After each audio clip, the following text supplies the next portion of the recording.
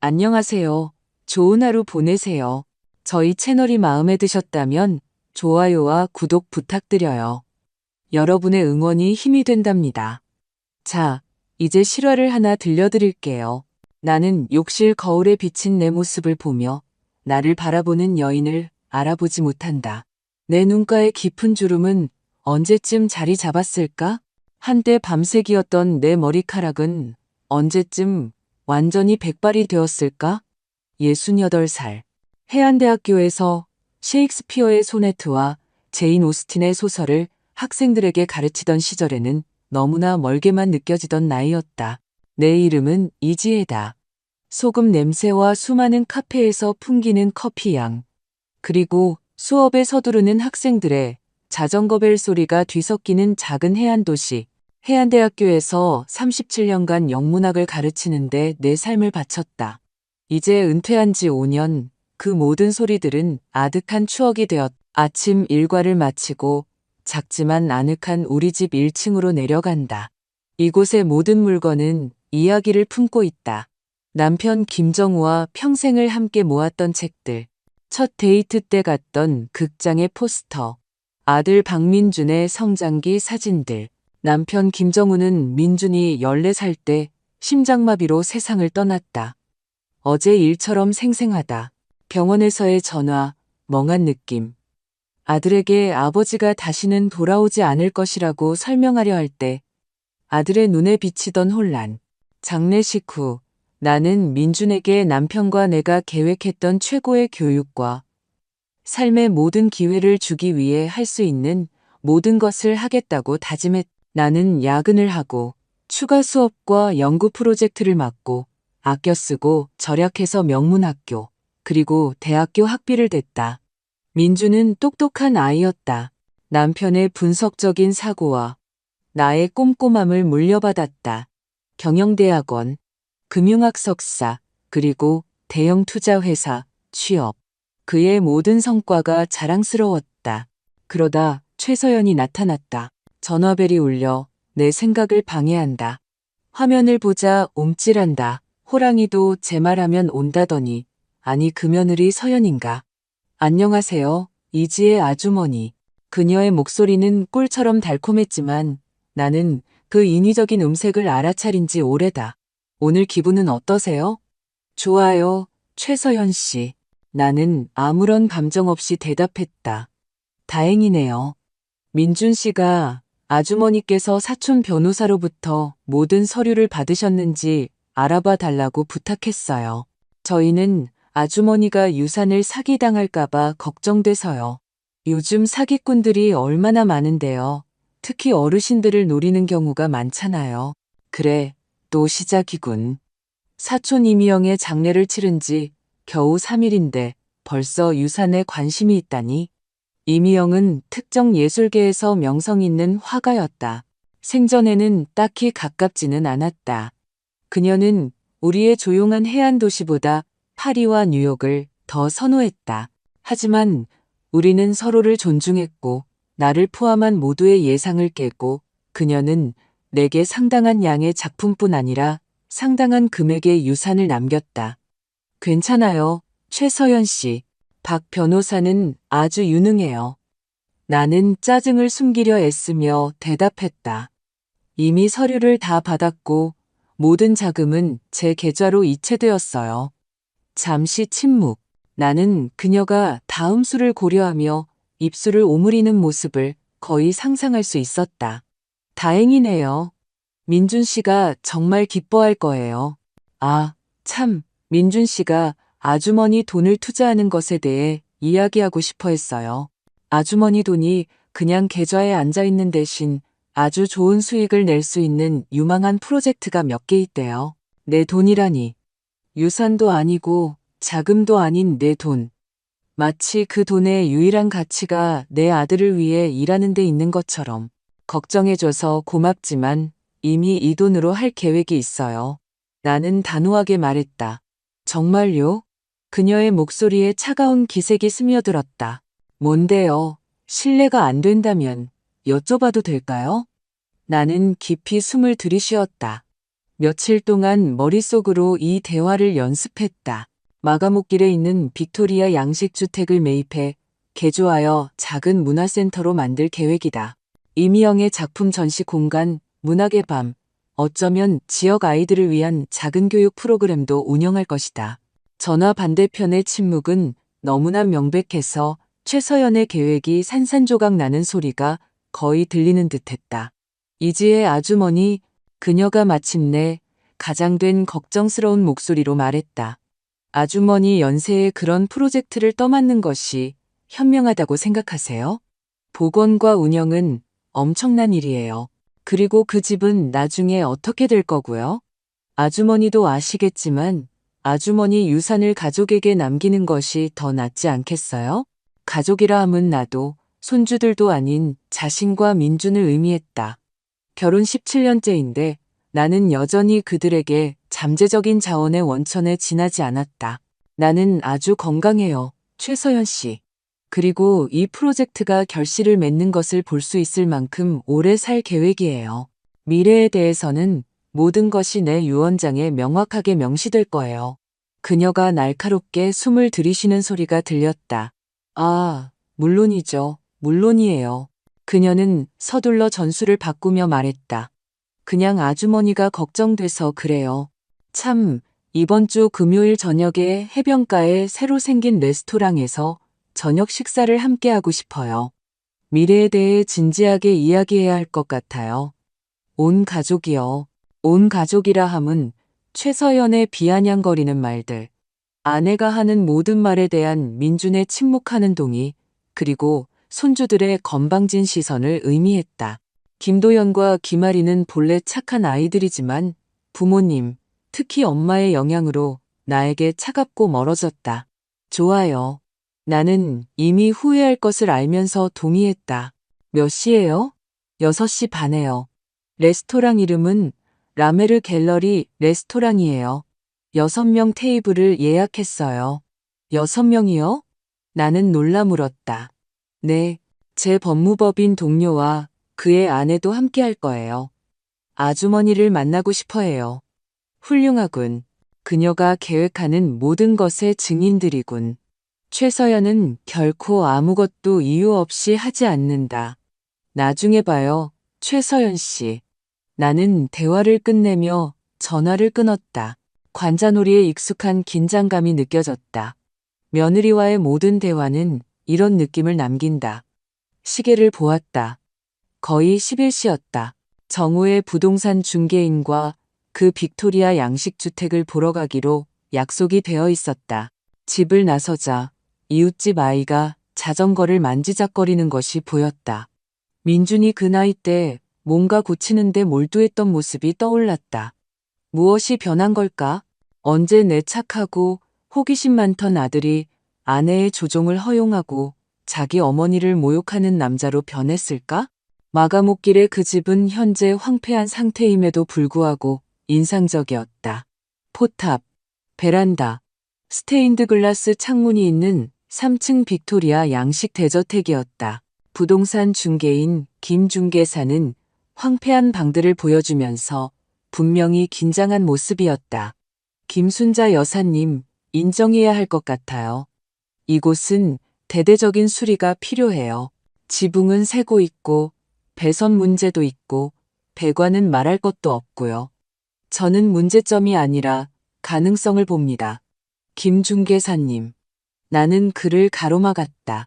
높은 천장, 아름다운 비율의 방들, 오리지널 나무 패널링. 이 집은 영혼을 가지고 있어요. 하지만 복원 비용이 집 자체의 가치를 초과할 수도 있어요. 그가 경고했다. 나는 이 경우 돈이 주요 요인이 아니라는 것을 깨달았다. 이 집은 내가 만들려는 문화센터에 완벽했다.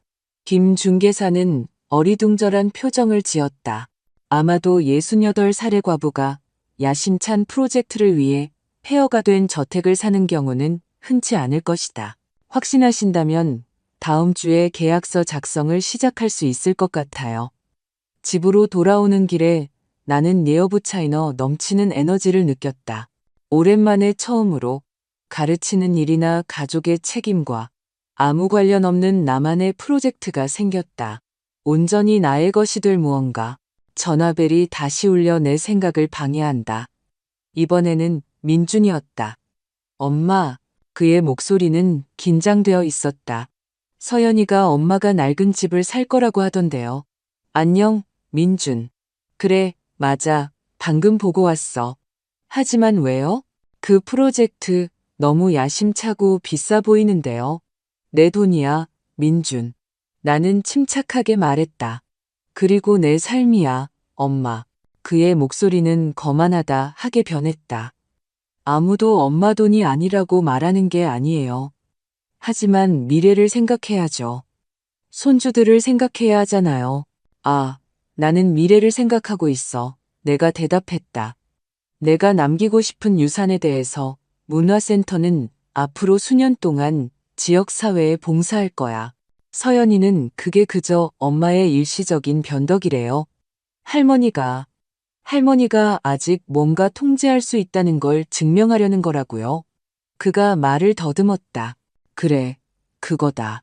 그의 말이 아니었지만 그는 언제나 그랬듯이 아내의 생각을 대변하고 있었다. 최서연 씨에게 금요일 저녁 식사 자리에서 이 문제를 논의하면 기쁠 거라고 전해줘.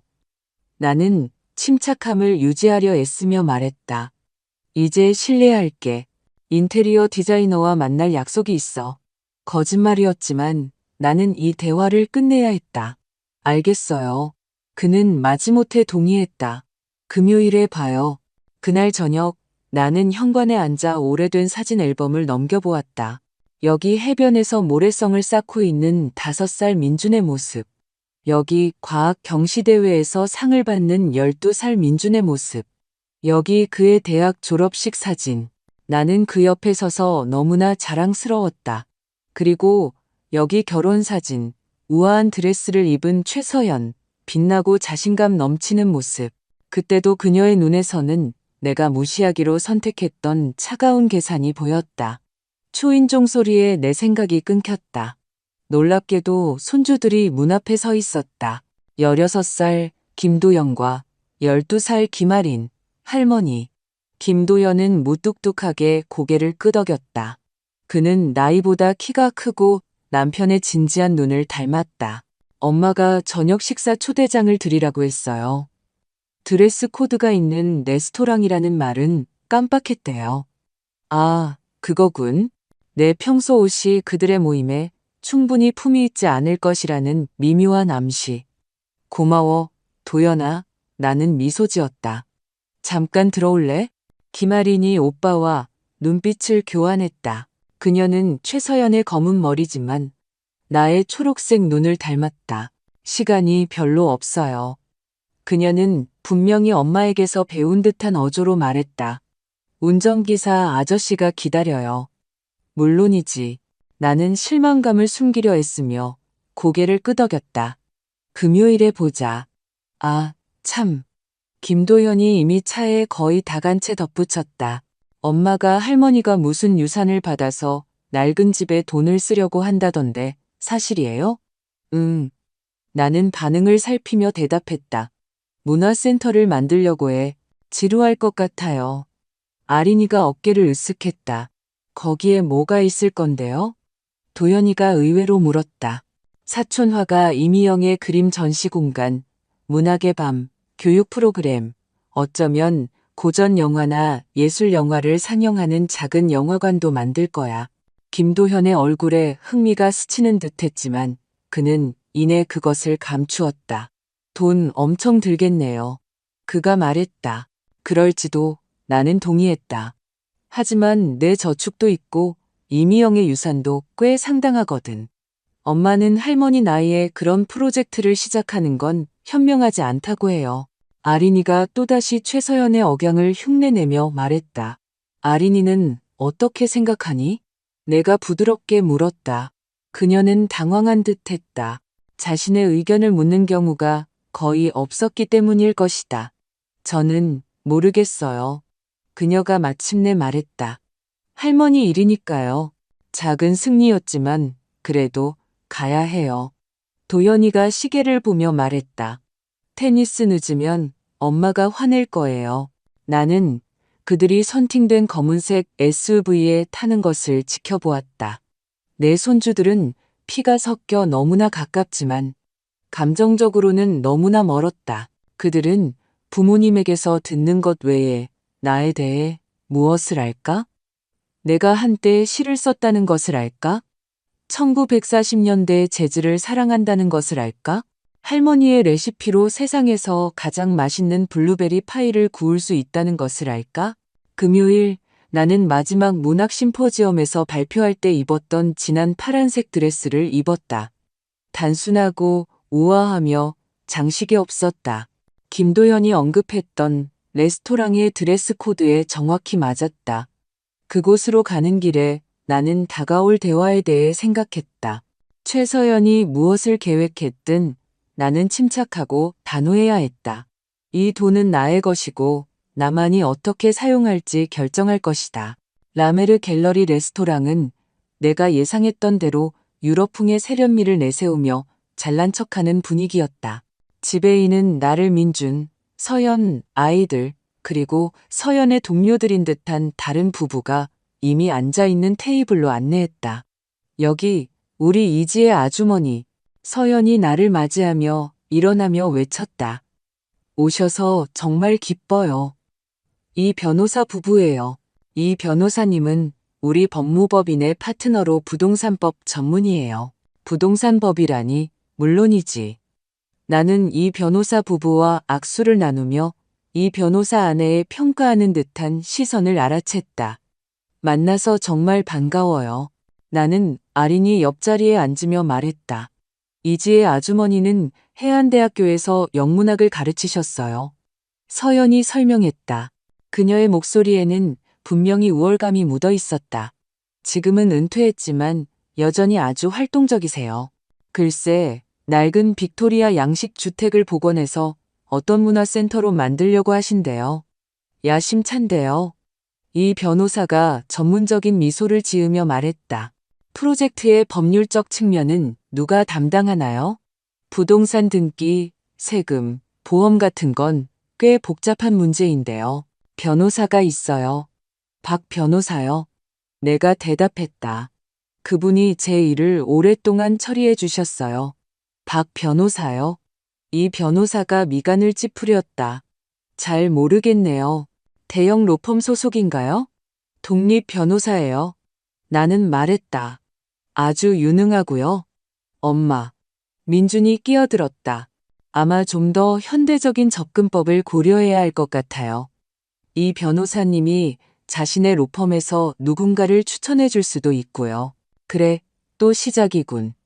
나는 그들이 서연과 눈빛을 교환하는 것을 보았다. 모든 것이 계획대로 진행되고 있었다. 고맙지만 저는 박 변호사에 아주 만족해요. 나는 단호하게 대답했다. 웨이터가 메뉴판을 가져오자 대화는 음식 선택으로 바뀌었다. 나는 서연이 민준의 귀에 무언가를 속삭이는 것을 보았고 그가 고개를 끄덕였다. 할머니, 아린이가 의외로 나에게 말했다. 할머니 사촌이 유명한 화가였다는 게 사실이에요? 얘야. 나는 그녀의 관심에 놀라 미소 지었다. 이미영은 뉴욕, 파리, 런던의 갤러리에서 전시했어. 아주 독특한 스타일이었지. 추상화와 상징주의의 혼합이었어. 그래서 할머니한테 모든 그림을 남겼어요? 아린이가 계속 물었다. 대부분의 컬렉션을, 그래서 내가 갤러리를 시작해서 사람들이 그녀의 작품을 볼 수 있게 하고 싶어. 돈 낭비 같아요. 서연이 끼어들었다. 그 그림들은 팔 수도 있잖아요. 할머니 사촌의 작품이 지금 미술시장에서 아주 값비싸다고 읽었어요. 그래서 팔지 않을 거야. 내가 반박했다. 그 가치는 시간이 지날수록 더 오를 테니까. 하지만 미래를 생각하지 않으시는군요. 민준이 말했다. 아이들에게 뭔가 남기는 것에 대해 나는 문화유산을 생각하고 있어. 나는 침착하게 대답했다. 그리고 이미영의 기억을 기리며 의미 있는 것을 만드는 것에 대해 서연은 다시 남편 쪽으로 몸을 기울여 그의 귀에 무언가를 속삭였다. 그는 열심히 들었고 나는 그의 표정이 의구심에서 결연함으로 바뀌는 것을 보았다. 엄마. 그가 자세를 바로잡으며 말했다. 저희는 미래에 대해 진지하게 이야기하려고 왔어요. 엄마의 미래요. 골든 하버 요양원으로 이사하는 것을 고려해 보시는 게 좋을 것 같아요. 의료 서비스와 여가 프로그램이 있는 아주 명망 높은 곳이에요. 서연이와 저는 이미 시설과 이야기했고 엄마를 모실 준비가 되어 있어요. 나는 귀를 믿을 수 없었다. 요양원? 나를? 민준이? 나는 완전히 독립적이고 정신도 멀쩡한데 요양원이 왜 필요하다는 말인가? 엄마를 위해서예요. 서연이 끼어들었다. 저희가 걱정돼서요. 혼자 사시잖아요. 돌봐주는 사람도 없이. 그리고 이 집 프로젝트도 엄마 나이에는 너무 복잡해요. 내 나이가 활동적이고 독립적인 것을 방해하지 않아요.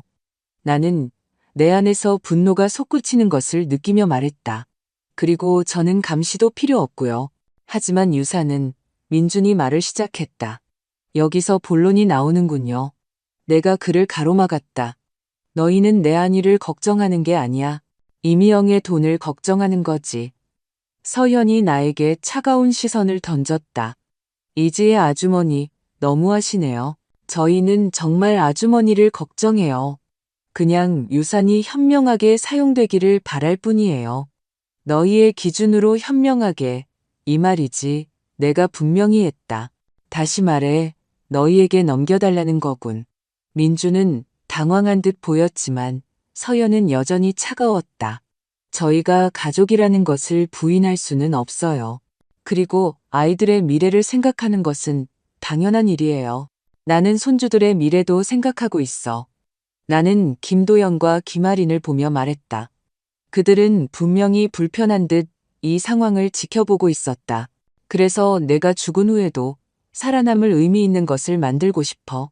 지역사회에 봉사하고 우리 가족의 이름을 짊어질 문화센터를. 서연은 다시 민준에게 몸을 기울여 그의 귀에 무언가를 속삭였다. 나는 그의 얼굴이 붉어지고 눈이 가늘어지는 것을 보았다. 그녀가 무슨 말을 했든 분명히 약점을 건드린 것이었다. 이지의 아주머니, 이 변호사가 긴장을 감지했는지 끼어들었다. 아마 타협할 수도 있을 거예요. 자금의 일부는 아주머니 프로젝트에, 일부는 손주들을 위한 신탁기금에 50대 50으로요. 제가 서류 작업도 도와드릴 수 있어요. 하지만 나는 그의 말을 듣지 않았다. 내 시선은 민준에게 고정되어 있었다. 그는 전에 본 적 없는 표정으로 나를 바라보고 있었다. 분노와 상처, 그리고 뭔가 다른 것의 혼합. 위험한 무언가. 엄마, 그의 목소리가 억눌린 감정으로 떨렸다. 엄마는 항상 이래요. 항상 자기가 최고라고 생각하죠. 우리가 충분히 똑똑하지 못하거나 책임감이 없다고요. 하지만 엄마도 우리보다 나을 거 없어요. 엄마의 그 대단한 프로젝트는 그저 할머니가 아직 건재하다는 걸 증명하려는 발악일 뿐이라고요. 나는 그의 말의 힘에 놀라 움찔했다. 민준, 나는 그런 말 한 적 없어. 할머니가 직접 말한 적은 없어도 항상 그렇게 생각했잖아요. 그의 목소리가 높아져 옆 테이블의 이목을 끌었다. 할머니는 항상 제가 할머니 기대에 미치지 못한다고 생각했잖아요. 제가 가치 없다고요. 무엇에 가치 없다는 거니? 나는 완전히 혼란스러워 물었다. 민준, 무슨 소리 하는 거야? 할머니가 아버지를 보던 눈빛 말이에요. 그가 쓰게 말했다. 그렇게 존경심 가득한 눈빛, 그리고 저를 볼 때는 항상 실망감이 섞여 있었어요. 마치 제가 결코 아버지 발끝에도 못 미칠 거라고 생각하는 것처럼요. 나는 충격을 받았다. 그가 정말로 지난 세월 동안 내가 그를 남편과 비교하고 그에게 실망했다고 생각했을까? 민준, 그건 사실이 아니야. 나는 그의 손을 잡으려 했지만 그는 손을 뿌리쳤다. 나는 항상 네가 자랑스러웠어. 거짓말 마세요. 그가 으르렁거렸다. 지금도 거짓말하고 있잖아요. 할머니는 저에게 제가 된 모습에 제 가족에 제 아이들에게 실망했잖아요. 이미영의 유산을 제가 물려받을 가치도 없다고 생각하는 거잖아요. 나는 그런 말 한 적 없어. 눈에 눈물이 고이는 것을 느끼며 내가 항변했다. 민준, 제발 침착하게 이야기하자. 여기서는 안 돼. 그럼 어디서요? 그가 웃었다. 하지만 행복한 웃음이 아니었다. 할머니의 소중한 문화센터에서요? 아니면 할머니가 저보다 더 사랑하는 아버지의 무덤에서요? 민준의 말에 나는 충격을 받았다. 어떻게 그런 말을 할 수 있을까? 최서연은 간신히 숨긴 만족감을 드러내며 우리를 지켜보았다. 이 변호사 부부는 당황한 듯 보였지만 개입하려 들지 않았다. 아이들은 휴대전화를 든 채 얼어붙었고 눈은 충격으로 커져 있었다. 저는 진실을 말하고 있는 거예요. 민준이 평소보다 큰 목소리로 계속 말했다. 엄마는 항상 차갑고 통제적인 여자였어요. 항상 자기가 더 잘한다고 생각했죠. 항상 옳았고요. 그리고 이제 엄마는 우리 가족의 것이 되어야 할 돈을 어떤 의미 없는 프로젝트에 쓰려고 해요. 그저 엄마가 아직 건재하다는 걸, 아직 통제하고 있다는 걸 증명하려고 말이죠. 나는 아들을 보았다. 그를 거의 알아보지 못했다. 내 착하고 섬세한 아들은 어디로 간 것일까?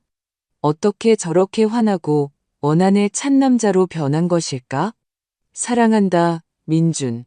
나는 조용히 말했다. 항상 사랑했고 앞으로도 그럴 거야. 하지만 너는 나에게 그런 식으로 말할 수 없어. 그리고 너나 최서연이 내가 내 돈을 어떻게 써야 할지 말하게 두지 않을 거야. 최서연은 다시 민준에게 몸을 기울여 그의 귀에 무언가를 속삭였다. 나는 그의 얼굴이 어두워지고 눈이 가늘어지는 것을 보았다. 그녀가 무슨 말을 했든 그 말은 마지막 지푸라기 같았다. 엄마, 그가 격분으로 떨리는 목소리로 말을 시작했다.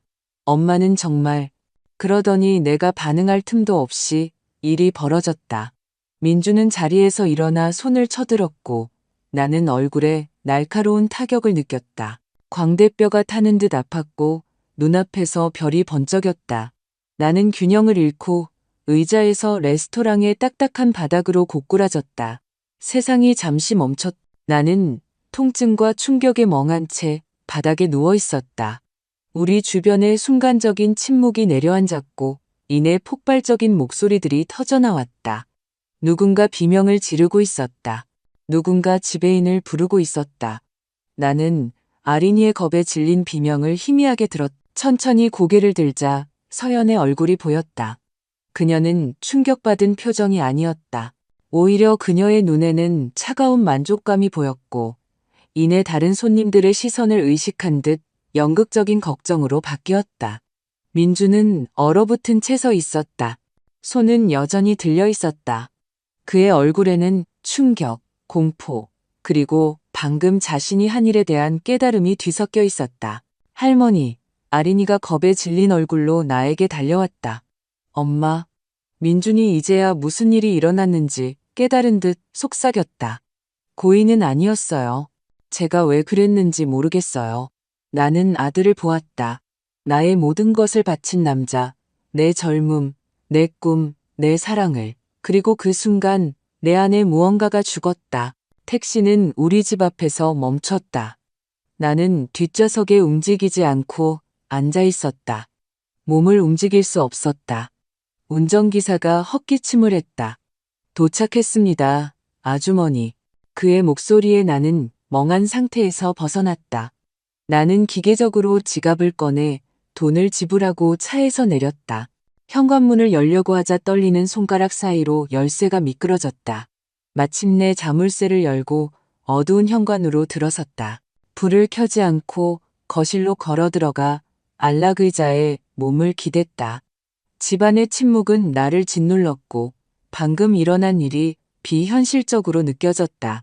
정말 내 아들, 내 민준이 나를 때린 것일까? 내가 정말 비싼 레스토랑 바닥에 누워 있었던 것일까? 사람들이 나를 연민과 당혹감으로 바라보는 동안 내 손이 얼굴로 향했다. 광대뼈는 아주 작은 접촉에도 통증으로 욱신거렸다. 내일이면 멍이 들고 혹이 생길지도 모른다. 이것을 이웃들에게, 아는 사람들에게 어떻게 설명해야 할까? 누가 물으면 뭐라고 말해야 할까? 피로감이 몰려왔고 나는 눈을 감았다. 어둠 속에서 내면의 눈앞에 이미지들이 떠다녔다. 분노로 일그러진 민준의 얼굴, 최서연의 차가운 눈, 손주들의 겁에 질린 시선, 그리고 그 뒤 어딘가에 나에게 결코 손찌검하지 않고 항상 사랑과 존경으로 대해주었던 남편 김정우의 유령 같은 미소. 김정우, 우리는 대학교 문학의 밤에서 만났다. 그는 건축학을 공부했고 나는 영문학을 공부했다. 우리는 예이츠의 시에 대한 사랑으로 하나가 되었다. 대학교 공원을 거닐며 재림의 의미에 대해 논쟁하던 기억이 난다. 그는 열정적으로 시구를 암송하며 지나가는 사람들의 시선을 끌 만큼 격정적으로 손짓했다. 그리고 나는 그를 바라보며 이 열정적이고 진실한 남자와 사랑에 빠지고 있다는 것을 알았다. 우리의 결혼식은 소박했다. 도시 외곽의 작은 교회에서 20명의 손님만 참석했다. 남편은 우리가 직접 쓴 서약을 교환해야 한다고 주장했다. 그의 말이 아직도 내 귀에 맴돈다. 이지혜, 당신은 나의 든든한 버팀목이자 영감입니다. 나는 당신의 독립성을 존중하고 당신의 열망을 지지하며 기쁠 때나 슬플 때나 죽음이 우리를 갈라놓을 때까지 당신을 사랑할 것을 약속합니다. 우리는 돈이 부족할 때도 청구서를 내기 위해 야근해야 할 때도 행복했다. 매주 일요일 우리는 문화의 날을 가졌다. 우리는 박물관, 전시회, 극장에 갔다. 남편은 영혼을 채우는 것이 육체를 채우는 것만큼 중요하다고 말했다. 민준이 태어났을 때 우리의 삶은 변했지만 결코 덜 충만해지지는 않았다. 우리는 민준을 어디든 데리고 다녔다. 미술관, 건축 전시회, 공원, 도서관. 남편은 그를 위해 나무 장난감을 만들었고 나는 캐릭터마다 다른 목소리를 내며 그에게 책을 읽어주었다. 민주는 호기심 많고 섬세하며 생생한 상상력과 따뜻한 마음을 가진 아이로 자랐다. 그러다 운명의 그날이 왔다. 남편은 이웃 도시에 있는 학회에 참석하러 떠났다. 병원에서의 전화는 마른 하늘의 날벼락 같았다. 심각한 심장마비, 의사들은 최선을 다했지만 너무 늦었다. 민주는 14살이었. 그는 관 옆에 서 있었다. 키 크고 마른 몸에 얼굴은 얼어붙어 있었다. 장례식에서는 울지도 않았고 어떤 슬픔도 드러내지 않았다. 저녁이 되어서야 그의 방에서 흐느끼는 소리가 희미하게 들렸다. 들어가 위로해주고 싶었지만 문은 잠겨 있었다. 다음 날 아침 그는 아무 일도 없었던 것처럼 행동했다. 학교 갈 준비를 하고 아침을 먹고 자신의 감정에 대해 한마디도 하지 않고 떠났다. 그날 이후로 우리 관계는 뭔가 변했다. 마치 우리 사이에 보이지 않는 벽이 생긴 것 같았다. 나는 그 벽을 허물려고 노력했다. 대화를 제안하고 문화의 날에 초대했지만 민주는 점점 거절하며 친구들과 시간을 보내는 것을 선호했다. 나는 내일에 몰두했다. 나는 학과장으로 승진했고 여러 편의 학술 논문을 발표했으며 빅토리아 시대 문학이 현대 산문에 미친 영향에 대한 단행본 작업을 시작했다. 그 모든 시간 동안 나는 민준의 교육을 위해 돈을 모았다. 남편과 내가 그에게 계획했던 모든 기회를 주기로 결심했었다. 그는 명문대에 입학했고 경제학 학위를 받았으며 금융회사에 좋은 직장을 얻었다.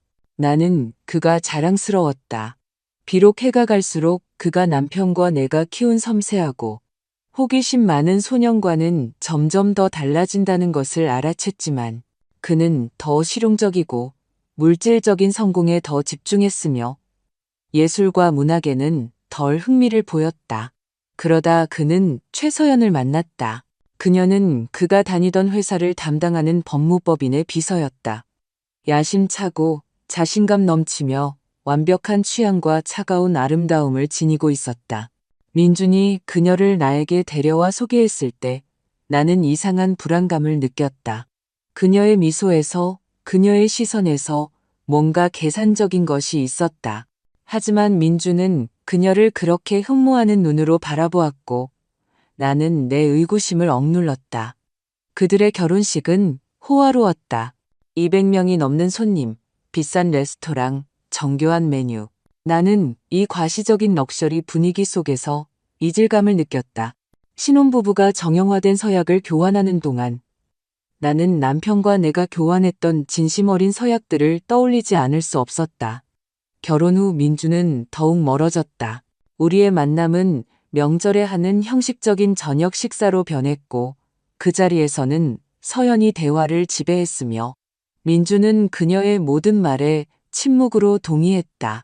나는 그녀가 민준을 예전 친구들로부터, 취미로부터, 성공적인 삶이라는 자신의 생각에 맞지 않는 모든 것으로부터 점진적으로 고립시키는 것을 보았다. 손주들이 태어났을 때, 먼저 도연이, 그 다음 아린이가 태어났을 때 나는 우리가 더 가까워질 것이라고 희망했다.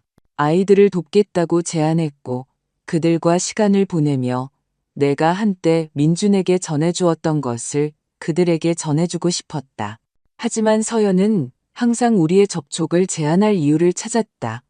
아이들이 활동이 많아요. 시험 공부해야 해요. 저희는 다른 계획이 있어요. 나는 그들의 교육비를 대기 위해 신탁 기금을 마련했다. 그것이 그들의 미래를 확보하기 위해 내가 할 수 있는 유일한 일이었다. 서연은 그것을 차가운 감사함으로 받아들였다.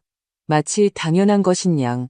그리고 민주는 그녀가 나를 가족 생활에서 점진적으로 밀어낼 때조차 반대하려 하지 않았다. 그리고 이제 이것, 딱이 한데 수년 동안 내가 겪어온 정서적 학대의 물리적 표현. 가족이라는 환상을 유지하기 위해 침묵하며 받아들였던 학대 말이다. 초인종 소리에 나는 쓰디쓴 기억에서 벗어났다. 나는 움직이지 않고 초대받지 않은 손님이 가버리기를 바랐지만 초인종은 다시 끈질기고 요구적으로 울렸다. 이제의 아주머니 집에 계신 거 알아요. 제발 문 좀 열어주세요. 나는 그 목소리를 즉시 알아챘다. 정윤이, 학과 동료이자 어쩌면 내가 진정한 친구라고 부를 수 있는 유일한 사람. 우리는 30년 전 그녀가 대학에 일하러 왔을 때 만났고 그 이후로 계속 연락을 주고받았다. 내가 은퇴한 후에도 나는 모든 근육이 쑤시는 것을 느끼며 의자에서 일어나기 위해 애썼다. 천천히 문으로 걸어가며 얼굴의 멍에 대해 설명할 방법을 생각하려 했다. 하지만 문을 열고 윤희의 걱정스러운 얼굴을 보자 모든 변명이 머릿속에서 사라졌다. 세상에, 지혜야. 그녀가 내 뺨을 보며 헉 하고 숨을 들이쉬었다. 무슨 일이야? 아무것도 아니야. 나는 대수롭지 않게 넘기려 했다. 그냥 넘어졌어. 나한테 거짓말하지 마. 그녀는 초대받기를 기다리지 않고 집으로 들어오며 단호하게 말했다. 내가 너를 30년 동안 알았어. 저건 넘어진 게 아니야. 그녀는 거실 불을 켰고 나는 갑작스러운 밝음에 움찔했다. 윤희는 내 뺨을 유심히 노려보았다. 얼굴은 굳어져 있었다. 누가 이랬어? 그녀가 퉁명스럽게 물었다. 아무도 아니라고 말하지 마. 이건 분명한 멍이야. 나는 의자에 주저앉았다. 갑자기 모든 것을 더 이상 속에 담아둘 수 없다는 느낌이 들었다. 민준이, 나는 조용히 말했다. 내 아들이 오늘 저녁 식사 때 레스토랑에서 나를 때렸어. 윤희는 얼어붙었다. 눈은 충격으로 커졌다. 민준이? 하지만 왜, 무슨 일이야? 그러고는 나는 그녀에게 모든 것을 이야기했다. 이미영의 유산에 대해, 문화센터 계획에 대해, 최서연의 조종에 대해, 그녀가 민준의 귀에 무언가를 속삭인 후에 그가 이성을 잃었다는 사실에 대해 윤희는 침묵하며 들었고 가끔 고개를 저을 뿐이었다. 내가 이야기를 마치자 그녀는 일어나 부엌으로 갔다. 그녀가 냉장고를 열어 무언가를 찾는 소리가 들렸다. 얼음이 없네. 그녀가 돌아오며 말했다. 얼린 야채로 냉찜질을 해줄게. 부기를 가라앉힐 거야. 그녀는 얼린 완두콩 봉지를 수건에 싸서 내 뺨에 대주었. 차가운 접촉은 고통스러우면서도 기분 좋았다. 15분 동안 대고 있어 그녀가 지시했다. 그동안 다음에 뭘 할지 이야기하자. 내가 물었다. 무슨 말이야? 네, 아들이 폭행을 저지른 거야, 지혜야. 그녀가 퉁명스럽게 말했다. 그건 범죄야. 고소할 수도 있어. 나는 고개를 저었다. 아니, 윤희야. 그렇게 하지 않을 거야. 왜 안 해? 아들이니까? 폭력에 대한 변명이 될 수 없어. 알아. 나는 한숨을 쉬었다. 그냥 재판, 언론 보도, 그 모든 것. 나는 그런 일을 겪고 싶지 않아. 그리고 도연이랑 아린이를 그런 일에 휘말리게 하고 싶지도 않아. 윤희는 나를 오랫동안 바라보더니 고개를 끄덕였다. 이해해. 하지만 뭔가 해야 해. 아무 일도 없었던 척할 수는 없어. 하지 않을 거야. 나는 말했다. 그리고 내 목소리에는 나 자신도 놀랄 만큼의 결연함이 담겨 있었다. 나는 민준이와 최서연과의 관계를 완전히 끊을 거야. 정말이야? 윤희는 놀란 듯 물었다. 확실해? 완전히. 나는 단호하게 말했다. 너무 오랫동안 그들의 조종과 무시를 외면했어. 수년 동안 나는 민준의 행동에 대해 변명하며 그가 그저 아내의 영향 아래 있다고 스스로를 설득했지. 하지만 오늘 그는 선택을 했어. 그는 자신의 어머니를 때리기로 선택했고 그 선택에는 결과가 따라야 해. 윤희는 천천히 고개를 끄덕였고 그녀의 얼굴에는 존경의 표정이 떠올랐다. 다행이다, 지혜야. 이제라도 그럴 때가 됐어. 쉽지 않을 거야. 나는 인정했다. 그들이 내 유일한 가족인데. 아니, 윤희가 단호하게 말했다. 가족은 피만으로 이루어지는 게 아니야. 가족은 너를 사랑하고 존중하는 사람들, 너를 지지하고 모욕하지 않는 사람들, 너의 성공을 기뻐하고 너의 결정을 통제하려 하지 않는 사람들이야. 그녀의 말은 내 의식 속 깊이 밝혔다. 내가 얼마나 오랫동안 가족이라는 환상에 매달렸던가. 실제 가족은 이미 오래전에 없었다는 사실을 무시하면서 말이다. 서연이 민준의 삶에 들어온 이후 그녀는 우리 관계를 체계적으로 파괴했고 내 아들을 자신의 꼭두각시로 나를 자신의 완전한 통제에 방해가 되는 불편한 장애물로 만들었다. 내 말이 맞아. 나는 냉찜질 주머니를 내리며 말했다. 하지만 내 손주들은 그들과 직접 관계를 유지하려고 노력할 수 있어. 윤희가 제안했다. 그들은 무슨 일이 일어나고 있는지 이해할 만큼 충분히 컸어. 특히 오늘 이후로는 나는 레스토랑에서 나를 따라 뛰쳐나왔을 때 아린이의 얼굴을 기억했다. 충격, 불안, 혼란, 그리고 그때는 알 수 없었던 다른 무언가. 어쩌면 깊이 잘못된 일이 일어나고 있다는 깨달음이었을지도 모른다. 어쩌면 나는 동의했다. 하지만 최서연이 그걸 막기 위해 할 수 있는 모든 것을 할 거야. 너는 자신을 과소평가하고 있어, 지혜야. 윤희가 부드럽게 미소 지으며 말했다. 너는 항상 강한 여자였어. 여성 작가들을 문학 프로그램에 포함시키기 위해 얼마나 싸웠는지 기억나?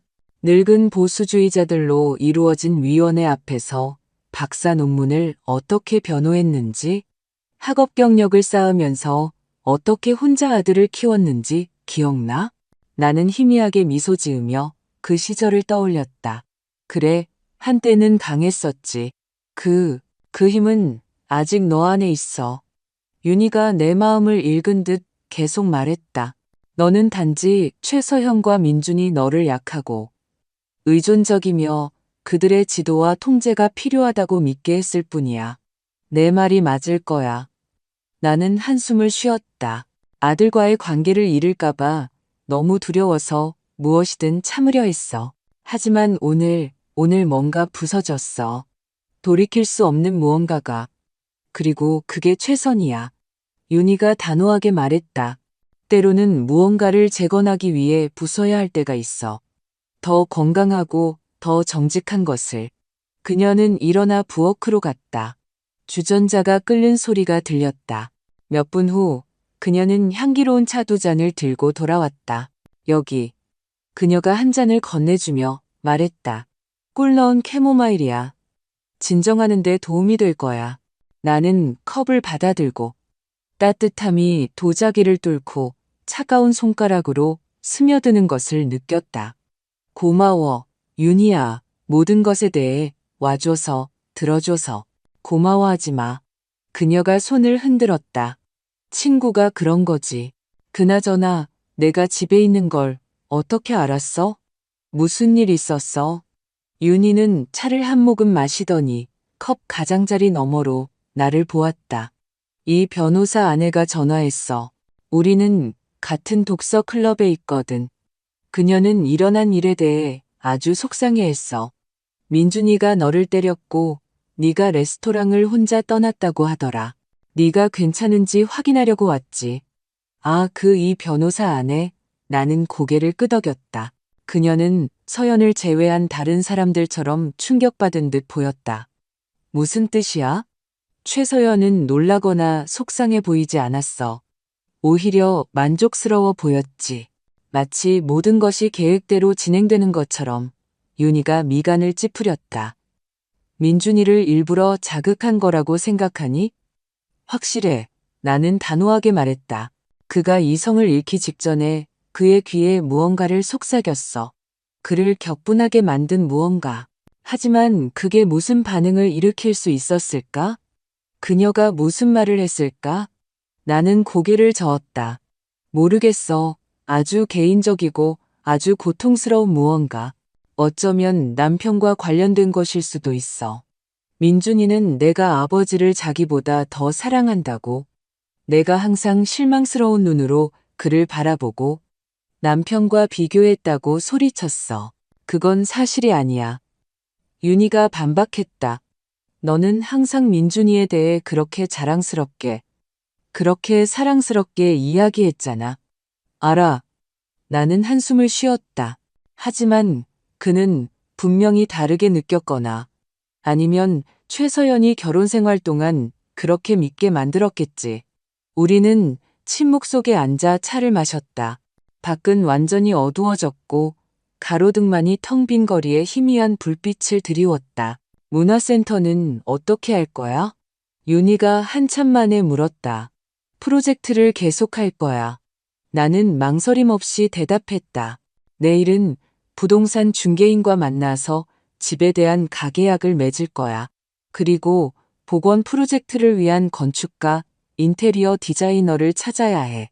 멋진 계획이야. 윤희가 미소 지었다. 나는 해안도시에 좋은 문화 공간이 필요하다고 항상 말했어. 이미영의 어떤 작품들을 전시할지 결정했니? 그녀의 후기 작품 대부분은 바다의 변형 시리즈에서 가져올 거야. 바다에서 영감을 받은 추상화들이지. 깊은 파란색과 초록색 톤으로 아주 표현적이고 깊은 상징적인 의미를 담고 있어. 해변의 집과 아주 잘 어울리겠네. 윤희가 고개를 끄덕였다. 문학 프로그램은? 우리는 프로젝트의 세부 사항을 논의하기 시작했고 아들과의 갈등으로 침체되었던 열정이 점차 돌아오는 것을 느꼈다.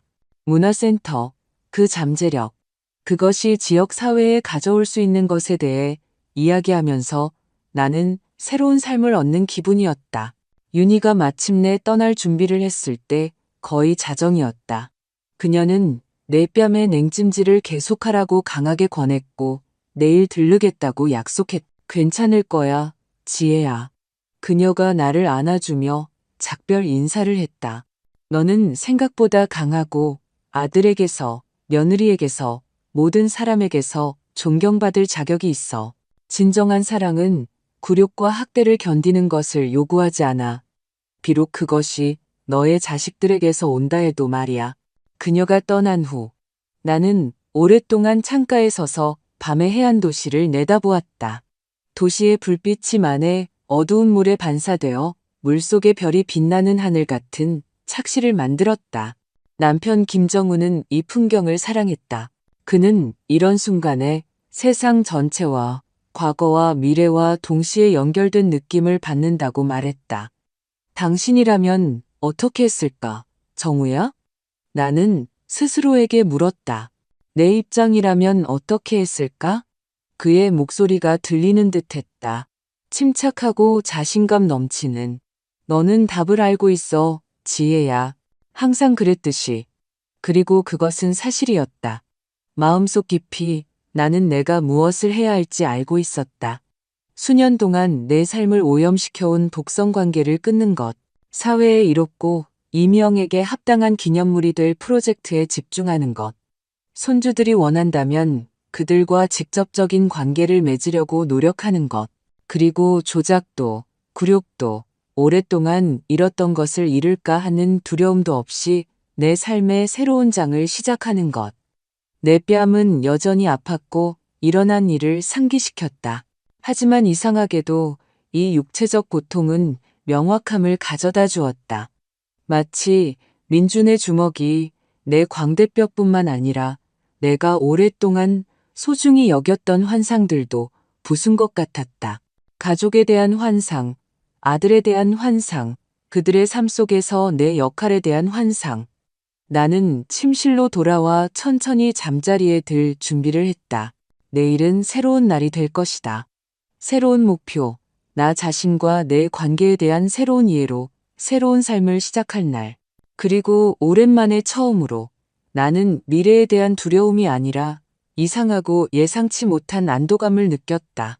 마치 수년 동안 짊어지고 있던 무거운 짐이 마침내 어깨에서 떨어져 나가 내가 허리를 펴고 깊이 숨을 들이쉴 수 있게 된 것 같았다. 아침 햇살이 주방을 비출 때 나는 차를 만든다. 끔찍했던 그날 밤 레스토랑 사건 이후 일주일이 지났다. 내 뺨의 멍은 누르스름하게 변했지만 여전히 눈에 띄었다. 나는 파운데이션으로 그것을 가리는 것을 멈췄다. 사람들이 보게 놔두자.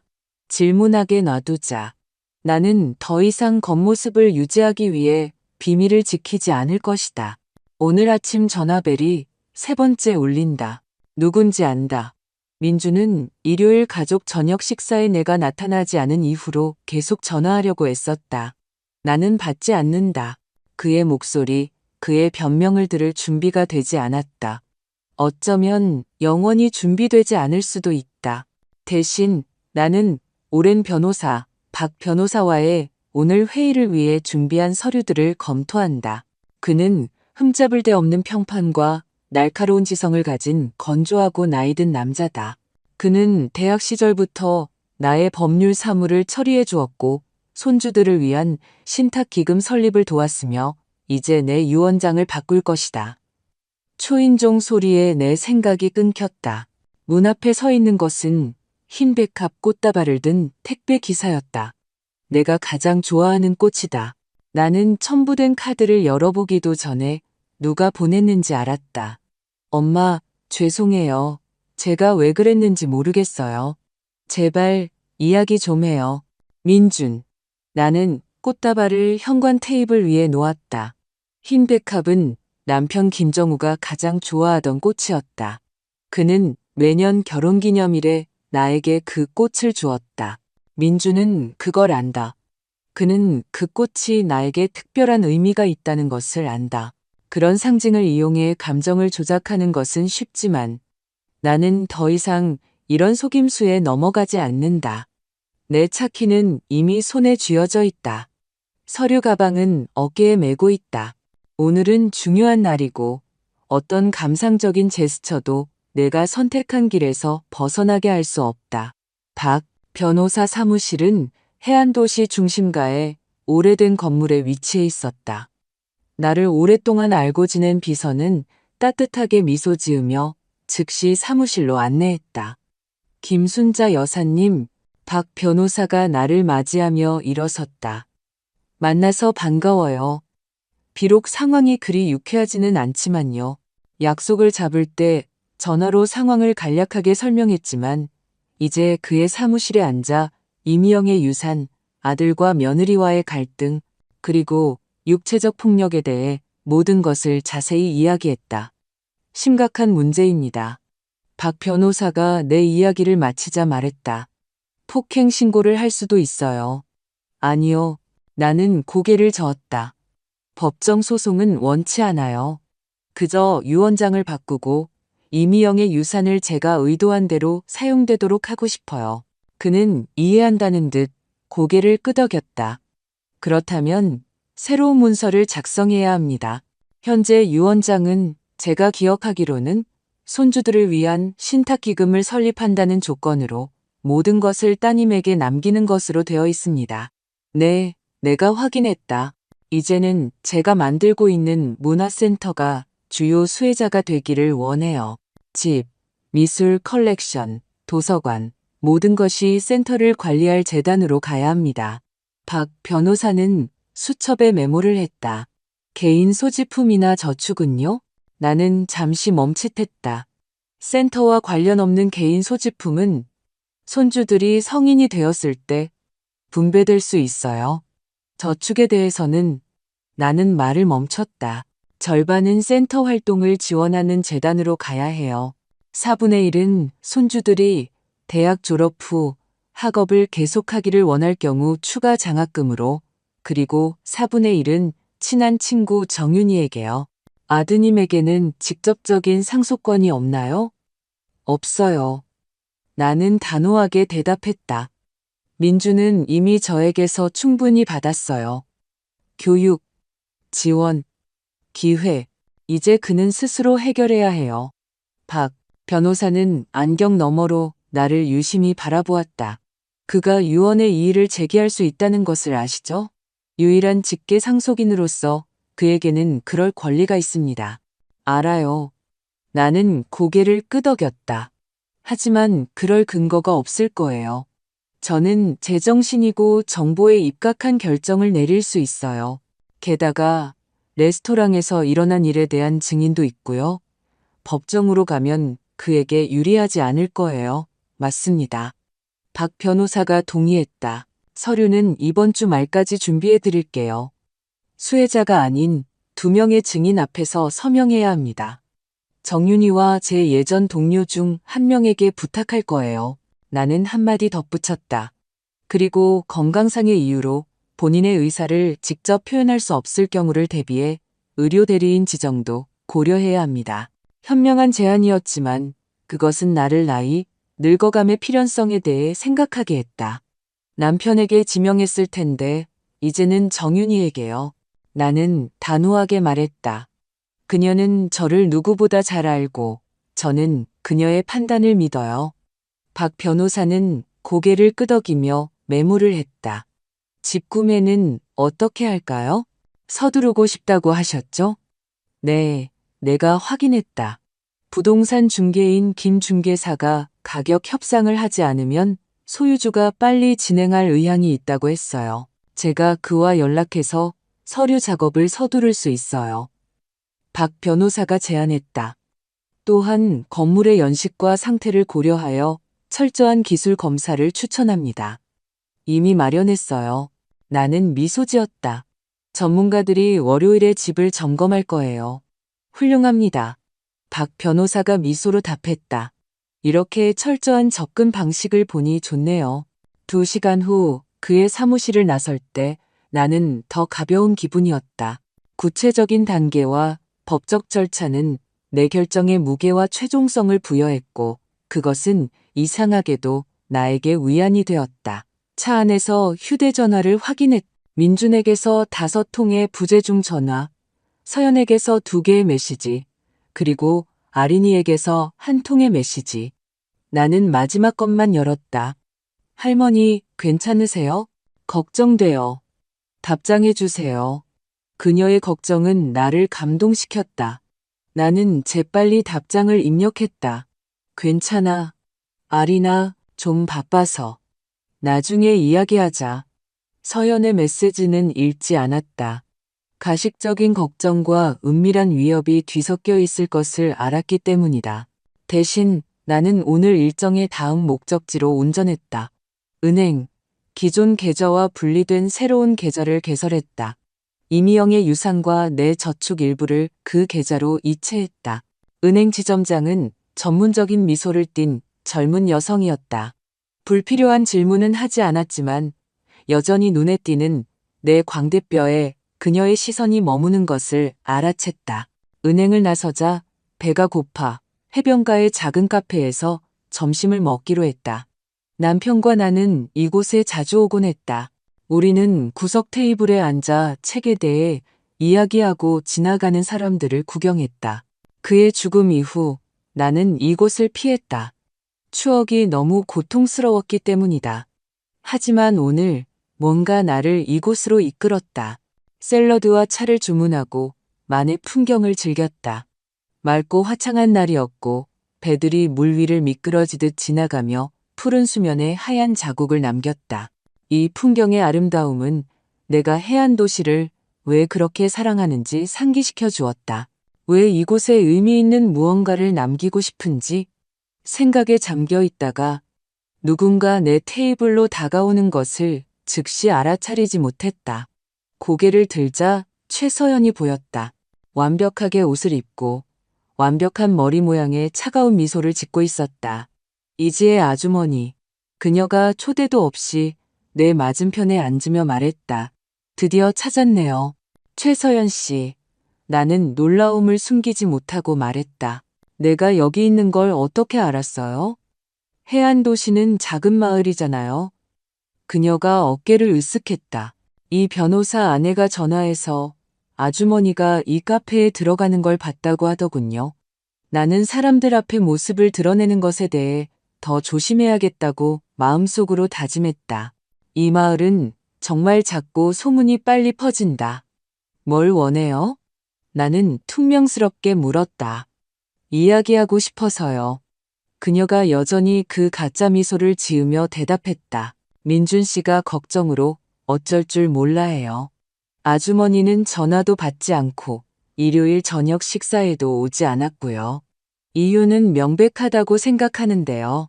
나는 본능적으로 광대뼈를 만지며 말했다. 최서연은 이제야 멍을 알아차린 척했다. 오, 정말 끔찍하네요. 민준 씨는 그런 적이 없어요. 그런 사람이 아니에요. 이지의 아주머니. 그 순간 그 안에서 뭔가 부서진 거예요. 그는 진심으로 뉘우치고 있어요. 그래서 그렇게 진심으로 뉘우쳐서 직접 오지 않고 당신을 보냈다는 거죠? 나는 비꼬듯 물었다. 그는 아주머니가 자신을 보고 싶어 하지 않을까봐 두려워해요. 최서연이 설명했다. 솔직히 저도 그게 걱정이었어요. 하지만 이 상황은 어떻게든 해결되어야 해요. 우리를 위해서가 아니라 아이들을 위해서라도요. 상황은 이미 해결됐어. 최서연 씨. 나는 침착하게 말했. 나는 당신과 민준과의 관계를 완전히 끊을 거야. 그녀의 눈이 살짝 커졌다. 분명히 그녀는 이것을 예상하지 못했다. 하지만 그건 불가능해요. 우리는 가족이잖아요. 아니, 나는 고개를 저었다. 가족은 서로를 사랑하고 존중하는 사람들이야. 수년 동안 당신은 내 아들을 조종하고 나에게 반대하게 만들고 내 결정과 내 돈을 통제하려고 했어. 그리고 이제 그는 나에게 손을 들었어. 이것은 가족이 아니야. 내가 더 이상 지탱할 의도가 없는 독성 관계일 뿐이야. 최서연은 전술을 바꾸었고 그녀의 얼굴은 걱정스러운 표정으로 변했다. 이지의 아주머니가 화가 났다는 것을 이해해요. 그리고 그럴 만한 권리가 있어요. 하지만 그렇게 급진적인 결정은 이건 나중에 후회할 수도 있는 감정적인 반응이에요. 나는 이것을 신중하게 생각했어. 나는 대답했다. 그리고 이미 구체적인 조치를 취했어. 유언장은 다시 작성되었고 민주는 상속권을 잃었어. 이미영의 돈은 그가 접근할 수 없는 별도의 계좌로 이체되었어. 집 구매 계약도 며칠 안에 완료될 거야. 나는 그녀의 표정이 가장된 걱정에서 잘 숨겨지지 않는 분노로 바뀌는 것을 보았다. 이럴 수는 없어요. 그녀가 목소리를 굳히며 말했다. 민준 씨는 아주머니의 유일한 자녀이자 법적 상속인이에요. 그는 유언의 이의를 제기할 수 있어요. 그렇게 해보라고 해. 나는 어깨를 으쓱했다. 상황을 고려할 때 이길 가능성은 거의 없어. 그리고 그의 폭력 사실이 드러나는 공개 재판은 그의 경력이나 사회에서의 당신 평판에 좋지 않을 거야. 최서연은 입술을 얇게 다물었다. 아주머니는 뭘 하는지 모르고 계세요. 이 결정은 우리뿐만 아니라 아이들도 아프게 할 거예요. 아이들은 우리 갈등과 아무 관련이 없어. 나는 단호하게 말했다. 나는 이미 신탁 기금을 통해 그들의 교육비를 마련해 주었고, 새로운 유언장은 그들을 위한 추가 자금을 제공해. 하지만 그들은 당신의 통제 없이 직접 이 돈을 받게 될 거야. 저희가 아이들을 어떻게 키우는지 아주머니가 간섭할 권리가 없어요. 최서연이 배려심 있는 며느리라는 역할을 잊고 으르렁거렸다. 간섭하는 게 아니야. 나는 침착하게 대답했다. 그저 그들의 미래를 확보하는 것이고, 그들이 자라서 스스로 결정을 내릴 수 있을 때 그들과 소통할 문을 열어두는 거야. 최서연은 노골적인 증오심으로 나를 바라보았다. 후회하실 거예요, 이지의 아주머니. 어쩌면. 나는 동의했다. 하지만 가족이라는 환상을 위해 굴욕과 학대를 계속 견디는 것만큼 후회하지는 않을 거야. 그녀는 갑자기 하지만 떠나기 전에 나에게 몸을 기울여 조용히, 거의 속삭이듯 말했다. 제가 민준이에게 그날 밤 뭐라고 말했는지 아세요? 할머니가 항상 민준이가 김정우라는 이름에 어울리지 않는다고 생각했다고 말이에요. 할머니가 민준이에게 얼마나 실망했는지, 얼마나 아버지를 따라주기를 바랐는지 말했던 것. 이미영의 돈은 민준의 이름이 아니라 남편의 이름에 합당한 유산을 만들려는 할머니의 방법이라고요. 나는 충격을 받아 움찔했다. 그건 거짓말이야. 나는 그런 말 한 적 없어. 그게 무슨 상관이에요? 최서연은 차갑게 웃었다. 그는 믿었어요. 그리고 그는 항상 자신의 엄마가 자신을 가치 없다고 생각했다고 믿을 거예요. 그 말과 함께 그녀는 떠났고, 나를 그녀의 잔인함과 조종에 휘말린 채 남겨두었다. 이제 나는 관계를 끝내는 것이 유일하게 올바른 결정이라는 것을 안다. 이 사람들은 결코 변하지 않을 것이다. 결코 통제하고 조종하려는 시도를 멈추지 않을 것이다. 나는 시작한 일을 끝내기로 결심하고 집으로 돌아왔다. 나는 손주들에게 손으로 편지를 썼다. 전자통신 시대에 그것은 더 개인적이고 의미 있게 느껴졌다. 도연이에게 보내는 내 편지는 절제되었지만 진심이었다. 나는 내 결정을 설명하고 언젠가 우리가 관계를 회복할 수 있기를 희망하며 그가 어떤 상황이든 항상 사랑할 것이라고 말했다. 아린이에게 보내는 편지는 더 감정적이었다. 그녀가 나를 더 많이 닮았다고 느꼈다. 섬세하고 사려 깊으며 엄마의 영향 아래 숨겨야 하는 깊은 내면 세계를 가졌다고. 나는 음악, 문학, 그리고 다른 사람들의 기대에 미치지 못하더라도 자신의 마음을 따르는 것이 얼마나 중요한지에 대해 썼다. 나는 그들에게 부모님과의 관계를 끊기로 한 내 결정이 그들에 대한 내 감정과는 아무 관련이 없다고 설명했다. 그들이 준비되었을 때 내 집의 문은 항상 그들에게 열려 있을 것이라고. 언젠가 그들에게 문화센터를 보여줄 수 있기를 바란다고. 이미영의 작품에 대해 이야기하고 부모님이 항상 숨기려 했던 내 삶의 일부를 그들과 나눌 수 있기를. 봉투를 봉한 후 나는 그것들을 선반에 놓았다. 나중에 상황이 좀 진정되면 보낼 것이다. 지금은 상황을 더 악화시키고 최서연의 또 다른 분노를 유발할 뿐이었다. 저녁에 민준에게서 전화가 왔다. 나는 오랫동안 전화기 화면을 응시하며 전화를 받고 싶은 충동을 억눌렀다. 그의 목소리를 듣고 어쩌면 그의 뉘우침을 믿을 수도 있을까 하는. 하지만 최서연의 말, 그녀가 그의 귀에 속삭인 거짓말에 대한 그녀의 인정이 떠올랐고 대화는 무의미하다고 결론 내렸다. 민준이 아내의 영향 아래 있는 한 어떤 화해도 불가능했다. 대신 나는 윤희의 번호를 눌러 최서연과의 만남에 대해 이야기했다. 정말 뱀 같은 여자네, 윤희가 소리쳤다. 민준의 가장 깊은 두려움과 불안감을 그와 너에게 대항하여 사용하다니. 그건 정말 비열하지만 효과적이야. 나는 한숨을 쉬었다. 그녀는 그를 한계까지 몰아붙이기 위해 정확히 무엇을 말해야 할지 알고 있었어. 이제 어떻게 할 거야? 윤희가 물었다. 이제 나는 앞으로 나아갈 거야. 나는 단호하게 대답했다. 집 계약을 마무리하고 리노베이션을 시작하고 문화센터를 열 준비를 할 거야. 나는 그들의 승인이나 불승인을 돌아보지 않고 내 삶을 살 거야. 멋진 계획이야. 윤희가 인정하듯 말했다. 그리고 있잖아. 네가 자랑스러워, 지혜야. 모든 사람이 독성관계, 특히 가족관계에서 벗어날 힘을 찾을 수 있는 건 아니거든. 쉽지 않았어. 나는 인정했다. 그리고 여전히 쉽지 않아. 내 일부는 여전히 민준이 정신을 차리고 최서연을 만나기 전에 자신을 기억하기를 바라고 있어. 그는 성인이야. 윤희가 부드럽게 상기시켜 주었다. 그리고 아내의 영향력에 관계없이 자신의 행동에 책임이 있어. 그는 너에게 손을 들었을 때 선택을 한 것이고 그 선택의 결과와 함께 살아야 해. 그녀가 옳다는 것을 알지만 엄마의 마음은 합리적인 주장을 그렇게 쉽게 받아들이지 않는다.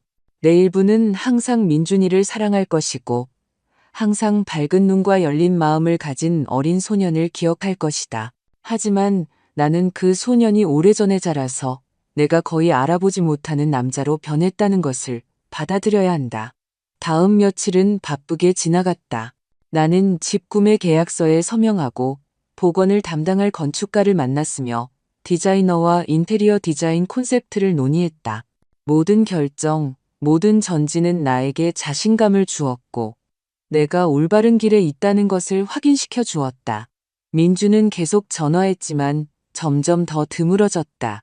어느 날 나는 그의 차가 우리 집 건너편에 주차되어 있는 것을 보았지만 나가지 않았다. 내가 집에 없다고 생각하게 놔두자. 나는 이 만남에 준비되지 않았고 어쩌면 영원히 준비되지 않을 수도 있다. 대신 나는 등대문화센터 프로젝트에 완전히 몰두했다. 이미영의 작품들을 정리하고 곧 내 것이 될 빅토리아 양식주택의 역사를 연구하며 문학 및 교육 프로그램들을 계획했다. 이 모든 것이 나의 시간과 에너지를 차지했고 쓰디쓴 생각이나 후회할 여지를 남기지 않았다. 그리고 이상하게도 이 프로젝트에 더 많이 투자할수록 나는 민준의 엄마나 도연이와 아린이의 할머니라는 역할로 나 자신을 덜 정의하게 되었다. 마치 매일매일 이지혜를 재발견하는 것 같았다. 그저 엄마, 할머니, 과부가 아니라 자신만의 열망, 꿈, 목표를 가진 여성. 자신뿐만 아니라 공동체 전체를 위해 의미 있는 것을 창조할 수 있는 여성. 어느 날 저녁 오래된 사진 앨범을 넘겨보다 남편이 죽기 1년 전에 찍은 사진을 발견했다. 우리는 해변에 서서 바람에 머리카락이 흩날리고 햇살 때문에 눈을 가늘게 떴지만 활짝 진심으로 행복하게 웃고 있었다. 이 사진 속의 내 얼굴을 바라보며 오랜만에 처음으로 그 행복감, 그 내면의 자유의 메아리를 느낀다는 것을 갑자기 깨달았다. 과거로 돌아가거나 잃어버린 것을 재현하려 해서가 아니라 마침내 내가 스스로 선택한 미래를 향해 나아가고 있기 때문이었다. 레스토랑 사건 발생 2주 후 민준의 변호사로부터 공식적인 편지를 받았다. 건조한 법률 용어로 내 결정에 이의를 제기하겠다고 위협하고 상호 수용 가능한 해결책을 논의하기 위한 만남을 요구하며 내 정신 상태를 검사할 가능성을 암시했다. 후자의 언급은 특히 모욕적이었다. 친척들의 마음에 들지 않는 결정을 내린 노인들을 상대로 흔히 사용되는 전술이었다. 나는 그 편지를 박 변호사에게 전달했고 그는 마찬가지로 형식적인 용어로 응답했지만 법적 절차가 진행될 경우 민준의 육체적 폭력에 대한 증거, 증인 진술 및 내 부상에 대한 의료 보고서가 제공될 것이라는 명확한 암시를 덧붙였다. 3일 후 답장이 왔다. 어조는 훨씬 부드러워졌고 법적 조치에 대한 위협은 사라졌다. 대신 가족 화해를 위한 만남 제안이 있었다. 나는 이것이 또 다른 조작 시도일 뿐이라는 것을 알기에 거절했다. 같은 날 민준과 서연으로부터 장미꽃다발과 초콜릿 상자가 도착했다. 진심으로 사과드리며 화해를 희망합니다. 나는 꽃을 이웃에게, 초콜릿은 길에서 노는 아이들에게 주었다. 어떤 선물도 내 마음을 바꿀 수 없다. 일요일 초인종이 울렸다. 민준이 문 앞에 서 있었다. 창백하고 지쳐 보이며 눈 밑에는 다크서클이 있었다. 문을 쾅 닫을 뻔했지만 그의 눈빛, 진심 어린 뉘우침, 고통, 그 무엇인가가 나를 멈추게 했다. 엄마. 그가 조용히 말했다. 제발 제 이야기 좀 들어주세요. 딱 5분만요. 나는 그를 들어오게 했지만 앉으라고 권하지 않았다. 우리는 복도에 서서 낯선 사람들처럼 서로를 바라보았다. 사과하러 왔어요. 그가 말을 시작했다. 제가 한 짓은 용서할 수 없어요. 할머니가 저를 보고 싶어 하지 않는 이유, 유언장을 바꾸신 이유를 이해해요. 저는 그럴만했어요. 그래, 그랬지. 내가 동의했다. 하지만 그 주먹 한 방만이 아니었어. 수년간의 방치, 조종, 내 삶을 통제하려는 시도의 정점이었지. 서연이가 나를 모욕하고 손주들과 나를 고립시키고 엄마가 아니라 짐처럼 대학에 내가 내버려둔 수년 동안의 결과야. 민주는 눈을 내렸다. 알아요. 변명의 여지가 없어요. 하지만 제 잘못을 깨닫고 있다는 걸 알아주셨으면 해요. 분노 문제와 통제 문제를 해결하기 위해 심리 상담사를 만나기 시작했어요. 변하려고 노력 중이에요. 다행이네. 나는 진심으로 말했다. 그것이 도연이와 아린이에게 더 좋은 아빠가 되는데 도움이 되기를 바란다. 엄마에게도 더 좋은 아들이 될 수 있을까요? 그가 희망에 찬 목소리로 물었다. 나는 그를 오랫동안 바라보았다. 내 일부는 그가 정말 변했고 우리 관계가 회복될 수 있다고 믿고 싶었다. 하지만 다른 일부는 최서연의 차가운 만족감, 그녀가 그의 귀에 속삭인 거짓말에 대한 그녀의 인정을 기억했다. 시간이 말해줄 거야. 나는 마침내 말했다. 지금은 우리 관계를 다시 시작할 준비가 되지 않았어. 높고 아름다운 스테인드 글라스 창문으로 쏟아져 들어오는 햇살이 나무 바닥에 다채로운 무늬를 만들었다. 나는 등대문화센터의 주 갤러리 한가운데 서서 미소 지을 수밖에 없었다. 내 인생의 전환점이 된 그 끔찍한 밤 이후 1년 반이 지났다는 것이 믿기지 않았다. 한때 버려지고 황폐했던 마감옥길에 빅토리아 양식 저택은 이제 몰라보게 변모했다. 포탑과 조각 장식이 있는 복원된 외관은 다시 한번 눈을 즐겁게 했다. 내부에는 스투코 몰딩이 있는 높은 천장이 복원되었다. 나무벽 패널은 광택을 내어 반짝이고 오래된 벽난로는 다시 작동했다. 동시에 건물에는 현대적인 조명, 공조 시스템, 보안 시스템이 갖춰져 있었다. 역사적인 매력과 현대적인 편안함의 완벽한 조화였다. 1층에는 주로 이미영의 후기 시리즈인 바다의 변형 작품들을 전시하는 갤러리가 있다. 깊은 파란색과 초록색 톤으로 바다에서 영감을 받은 추상화들은 해안 도시의 해양 테마와 완벽하게 어우러졌다. 2층에는 도서관과 문학 모임을 위한 공간이 마련되어 있으며 3층에는 작은 강의실과 교육 프로그램을 위한 몇 개의 교실이 있다. 센터는 3개월 전에 문을 열었고 그 이후 매일 새로운 기쁨과 도전이 찾아왔다. 지역 주민들은 전시에 진정한 관심을 보이고 있다. 문학의 밤은 만석이고 어린이와 청소년을 위한 교육 프로그램은 이미 대기자 명단이 있다. 나는 소수의 직원을 고용했다. 갤러리 관장, 행정실장, 2명의 안내원과 교육 프로그램 교사들. 하지만 대부분의 조직 업무는 직접 하고 있으며 이는 깊은 만족감을 준다. 수년 만에 처음으로 나는 나 자신뿐만 아니라 지역 사회를 위해 진정으로 의미 있는 일을 하고 있다고 느낀다. 지혜 선생님, 고등학교 단체 관람객들이 15분 후에 도착합니다.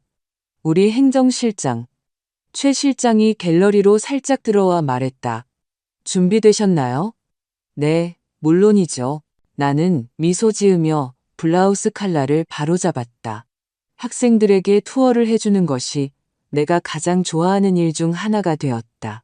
예술과 문학에서 새로운 지평을 발견하며 10대들의 눈이 빛나는 것을 보는 것은 특별한 기쁨을 준다. 최 실장은 지난 1년 동안 친구가 된 많은 새로운 인연 중 한 명이다. 은퇴한 사서인 그녀는 자신의 풍부한 경험과 책에 대한 사랑을 센터에 가져다 주었다. 다른 사람들도 있다. 전시를 돕는 지역 예술가 오작가, 음악의 밤을 조직하는 전직 음악교사 윤 선생님, 해안 도시의 역사에 대한 강연을 하는 열정적인 역사가 강 교수. 이 새로운 친구들은 내 삶의 변화가 가져다 준 또 다른 예상치 못한 축복이다. 이들은 나의 관심사와 가치를 공유하고 가족 관계가 아니라 나의 존재 자체와 내가 하는 일 때문에 나를 존중하는 사람들이다. 물론 정윤이는 여전히 나의 가장 친한 친구로 남아있다. 그녀는 아들과의 고통스러운 이별부터 센터의 성공적인 개관에 이르기까지 모든 단계에서 나를 지지해 주었다. 그녀는 이제 문학부서를 이끌고 있으며 작가들과의 만남, 신앙독회, 독서 토론회를 조직한다.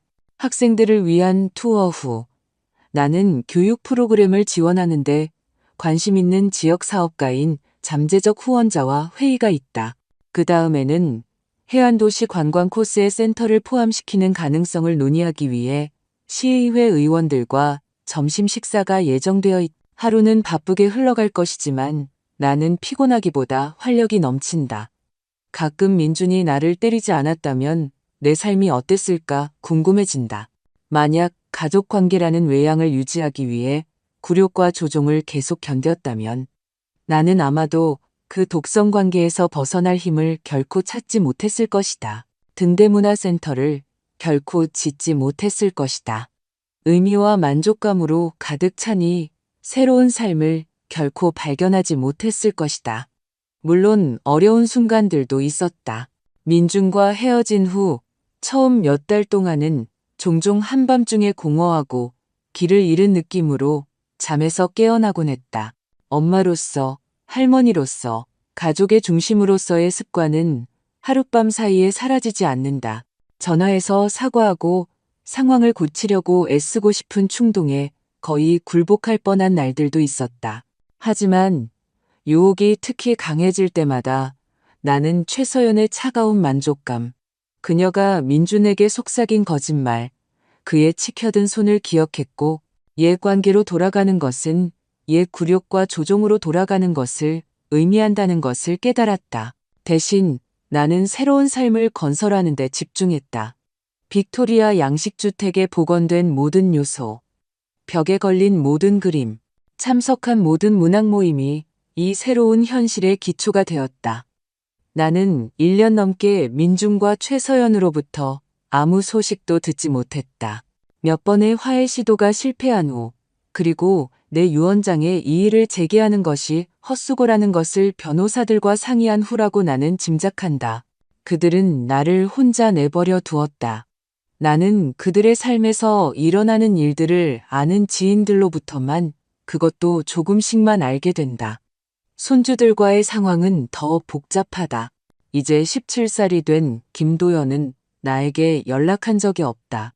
그의 아들이 같은 학교에 다니는 이 변호사 아내에 따르면 그는 서연이 그를 위해 짜준 야심찬 계획에 따라 명문대 입학 준비에 완전히 몰두하고 있다고 한다. 반면 김아리는 우리가 헤어진 지 6개월 후에 나에게 편지를 보냈다. 짧고 불확실한 내용으로 내 건강과 등대문화센터 프로젝트가 어떻게 진행되고 있는지 물었다. 나는 복원 작업에 대해 자세히 설명하고 사진을 첨부했으며 기회가 되면 방문해달라고 초대했다. 그 이후로 우리는 몇 통의 편지를 더 주고받았다. 그녀는 학교, 음악, 그리고 가끔 자신이 읽고 있는 책에 대해 썼다. 부모님이나 가정 상황에 대해서는 결코 언급하지 않았다. 나는 이러한 경계를 존중하고 질문하지 않는다. 학교 단체 관람은 아주 성공적이다. 처음에는 지루한 예술에 회의적이었던 10대들은 이미영의 그림 세계에서의 파격적인 길, 기법과 재료에 대한 그녀의 실험 이야기에 점차 매료되고 있다. 특히 모래 조개 껍데기 및 기타 해양 요소들을 사용하여 만든 수중꿈 시리즈 그림에 깊은 인상을 받았다. 투어가 끝난 후 나는 단체 학생들을 배웅하고 저택의 옛 온실에 위치한 내 사무실로 돌아온다. 이곳은 역사적인 사진을 바탕으로 복원한 작은 정원이 내다보이는 파노라마 창문이 있는 밝은 방이다. 이곳에서 나는 주로 서류 작업을 하거나 회의를 하거나 때로는 그저 차 한 잔을 마시며 정원의 계절 변화를 지켜본다. 오늘 내 책상에는 우리 갤러리에서 작품을 전시하고 싶어하는 지역 예술가들의 신청서가 쌓여 있다. 우리는 이미영의 상설 전시 외에도 현대 예술가들, 주로 지역 예술가들의 임시 전시회를 기획하기로 결정했다. 이는 새로운 관객을 유치하고 신진 예술가들이 인정을 받는 데 도움이 된다. 나는 포트폴리오를 훑어보며 메모를 하다가 문에서 노크 소리를 듣는다. 들어오세요. 나는 서류에서 고개를 들지 않고 말했다. 할머니. 그 목소리에 나는 깜짝 놀랐다. 고개를 들자 문간에 김아린이 서 있었다. 그녀는 지난 1년 반 동안 눈에 띄게 변했다. 키가 더 커졌고 아이에서 10대로 변모했다. 머리카락은 내가 기억하는 것보다 짧았고 눈에는 새로운 성숙한 진지함이 있었다. 아리나, 나는 놀라움과 기쁨을 숨기지 못하고 일어섰다. 정말 반가운 손님이구나. 그녀는 불안하게 미소 지으며 이리저리 발을 움직였다. 할머니 센터를 보고 싶었어요. 정말 인상적이에요. 고마워. 나는 가까이 다가갔지만 그녀를 안을 엄두는 내지 못했다. 와줘서 정말 기뻐. 차 한잔 할래 아니면 둘러볼까? 둘러봐 주세요. 그녀는 고개를 끄덕였다. 아래층 갤러리는 조금 둘러봤지만 모든 걸 보고 싶어요.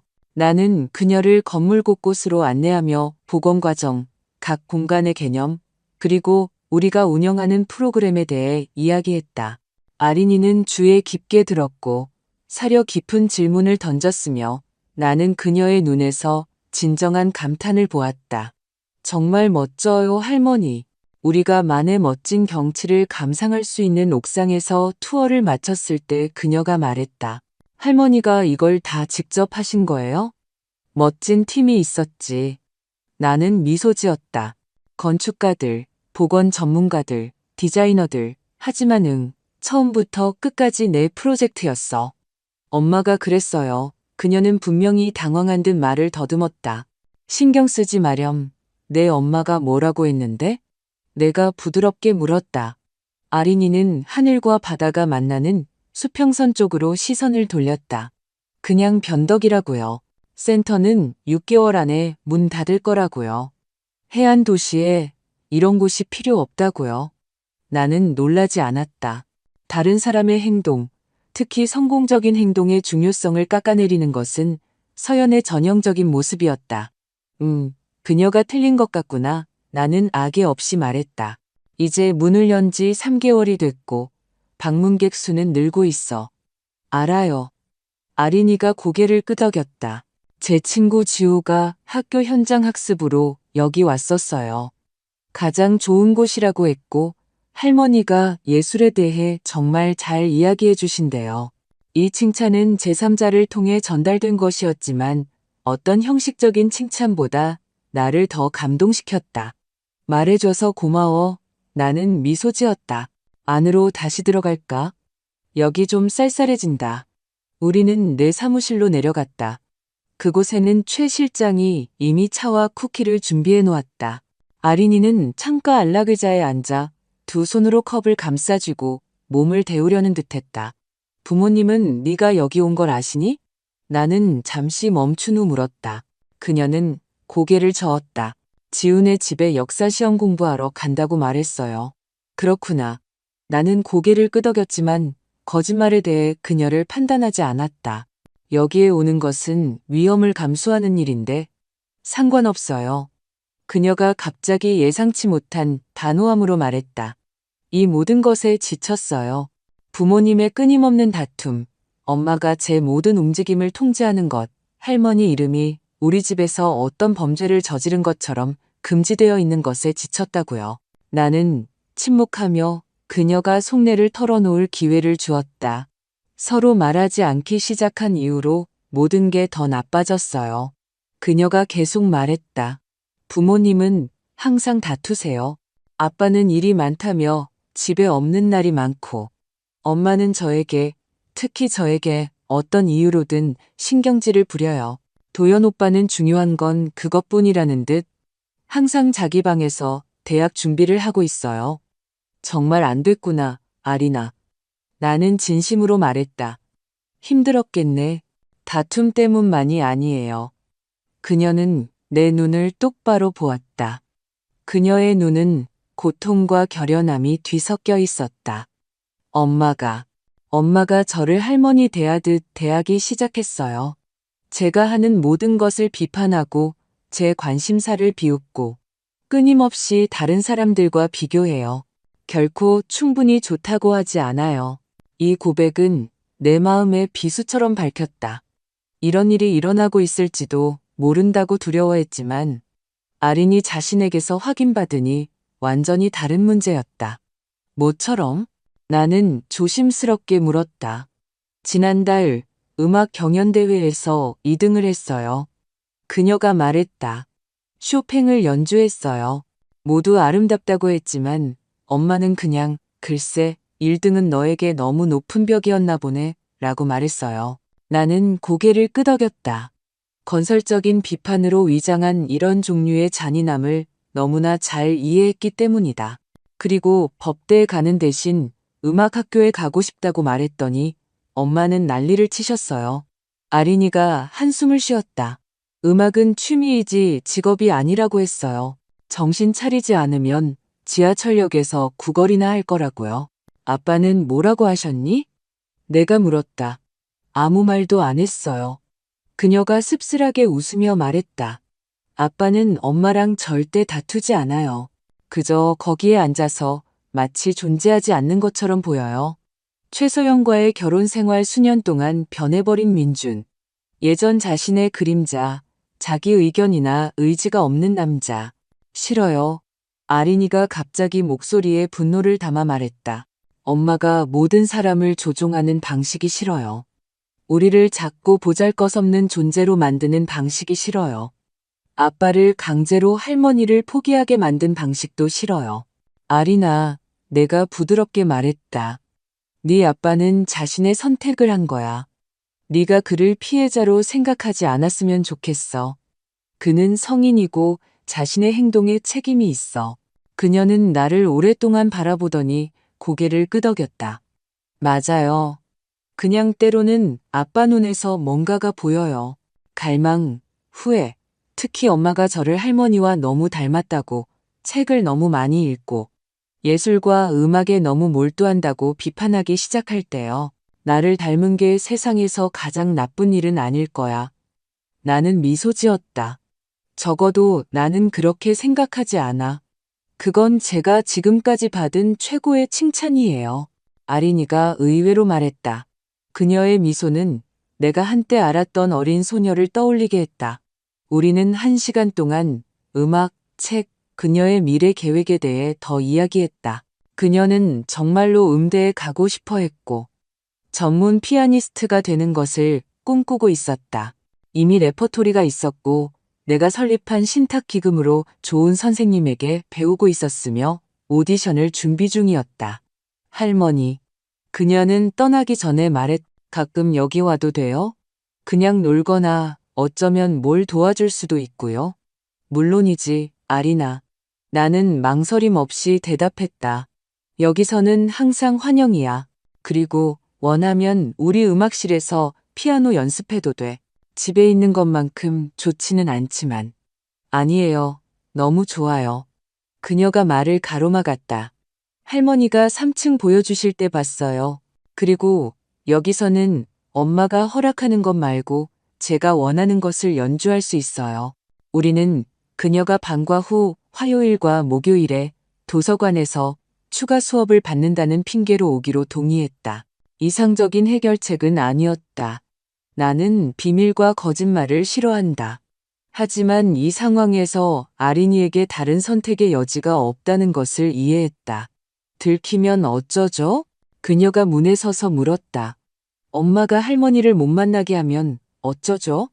그럼 다른 방법을 찾을 거야. 나는 자신감 있게 대답했다. 너는 이제 13살이야. 몇 년 후면 부모님이 어떻게 생각하든 상관없이 너 스스로 결정을 내릴 수 있을 거야.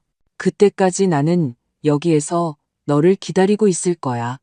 너의 꿈을 지지하면서 그녀는 충동적으로 나를 안았다. 오랜만에 처음이었고 내 마음속에서 따뜻한 무언가가 피어나는 것을 느꼈다. 과거와의 화해가 아니라 의무나 기대가 아닌 상호 존중과 사랑에 기반한 새로운 미래, 새로운 연결의 가능성이었다. 아린이가 떠난 후 나는 오랫동안 창가에 서서 만을 내다보았다. 해는 수평선으로 지고 있었고 하늘과 물을 금색과 보라색으로 물들였다. 남편이 건축 스케치에서 그리기를 좋아했던 바로 그 시간. 모든 것이 변모하고 특별한 빛으로 목욕하는 마법의 시간이라고 그가 불렀던 시간. 나는 민준에 대해 생각한다. 그가 자신의 선택, 우리 관계가 어떻게 되었는지 정말로 후회할지도 모른다는 것에 대해 나는 최서연에 대해 생각한다. 다른 사람을 굴욕시키는 것에서 만족을 찾는 사람이 가져야 할 내면의 공허함에 대해 나는 부모님이 그에게 선택한 길을 따르고 다른 가능성이 존재한다는 것을 모르는 김도연에 대해 생각한다. 하지만 무엇보다 나는 김아린에 대해 생각한다. 그녀의 용기, 압력에도 불구하고 자신의 꿈을 따르려는 그녀의 결단력, 엄마의 분노를 무릅쓰고 오늘 여기에 올 힘을 찾은 방식에 대해 그리고 나는 아무것도 후회하지 않는다는 것을 깨닫는다. 그래, 아들과의 단절은 고통스러웠고 그 고통은 결코 완전히 사라지지 않을 것이다. 하지만 그것은 나 자신의 안녕뿐만 아니라 아린이에게 독성 관계에서 벗어나 새로운 삶을 시작하고 과거의 상처와 손실에도 불구하고 행복할 수 있다는 것을 보여주기 위한 필요한 단계였다. 때로는 가장 현명한 선택은 당신을 아프게 하는 사람들을 놓아주는 것이다. 비록 그들이 가족일지라도 복수심이나 원한에서가 아니라 어떤 관계는 치유될 수 없다는 이해에서 비롯된 것이다. 어떤 행동 패턴은 밖에서 바뀔 수 없다. 그리고 진정한 힘은 현상 유지를 위해 굴욕을 견디는 것에 있는 것이 아니라 다시 시작하고 산산조각 난 기대의 잔해 속에서 의미 있는 것을 건설하는 능력에 있다는 것을 나는 창문에서 돌아서서 아린이가 오기 전에 내가 보고 있던 서류들이 테이블 위에 놓여 있는 것을 알아챘다. 우리 갤러리에서 작품을 전시하고 싶어하는 예술가들의 신청서. 그 중에는 우리 전시실에 아주 잘 어울릴 정말 재능 있는 몇몇 작품들도 있었다.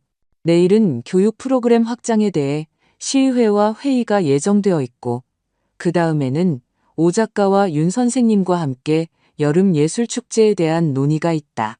삶은 새로운 프로젝트, 새로운 인연, 새로운 기회로 가득 채워져 계속된다. 그리고 이 새로운 삶 속에는 이제 김아린을 위한 자리가 있다. 최서연의 감시 아래 명절에 만나는 손녀가 아니라 상호 존중, 공통된 관심사, 진심 어린 애정에 기반한 우리만의 독립적인 관계를 형성하는 가까운 사람으로서 어쩌면 언젠가 김도연과도 비슷한 일이 일어날지도 모른다. 어쩌면 민준도 최서연의 영향력에서 벗어나 자신의 실수를 깨닫고 아내의 욕망과 야망의 반영이 아닌 독립적인 사람이 될 힘을 찾는다면 말이다. 하지만 그런 일이 일어나지 않더라도 나는 내 삶이 충만하고 의미 있다는 것을 안다. 1년 반 전에 내린 결정이 그 모든 고통에도 불구하고 올바른 결정이었다는 것을. 때로는 영혼의 가족을 찾기 위해 피를 나눈 가족을 잃어야 할 때도 있다는 것을. 그리고 궁극적으로 의무가 아닌 선택에 기반한 이러한 연결이 진정한 만족과 행복을 가져다 준다는 것을.